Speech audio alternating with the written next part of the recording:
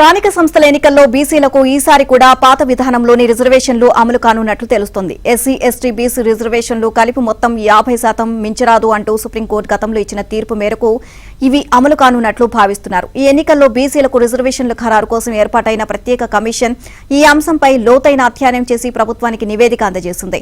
తెలంగాణలోని 12,848 గ్రామ పంచాయతీలు, 570 మండలాలు, 570 జెడ్పీటీసీలు, 5,817 ఎంపీటీసీ స్థానాల వారీగా రిజర్వేషన్ల అమలుకు సంబంధించి ప్రత్యేక కమిషన్ పలు సిఫార్సులు చేసింది.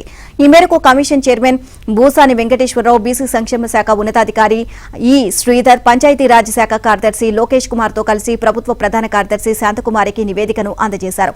మొత్తం 6 కేటగిరీల్లో రిపోర్టును ప్రత్యేక కమిషన్ తయారు చేసింది. అయితే బీసీలకు ఎంత మేర రిజర్వేషన్లు కేటాయించాలి అనేది కమిషన్ సూచించినప్పటికీ మొత్తం రిజర్వేషన్లు 50% మించరాదు అన్న సుప్రీంకోర్టు తీర్పును మాత్రం అమలు చేయాల్సి ఉంటుంది.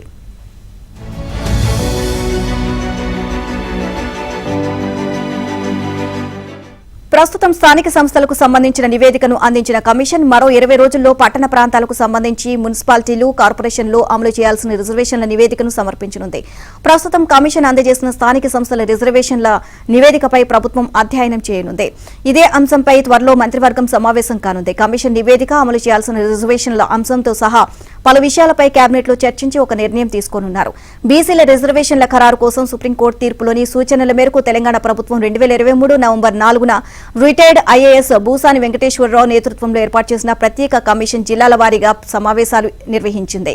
మేధావులు, ప్రజా సంఘాలు, కుల సంఘాల నుంచి వచ్చిన విజ్ఞప్తులను స్వీకరించింది. దాదాపు నెల రోజుల్లోనే వివిధ వర్గాలతో సమావేశమై ఆ వివరాల ఆధారంగా అధ్యయనం చేసింది.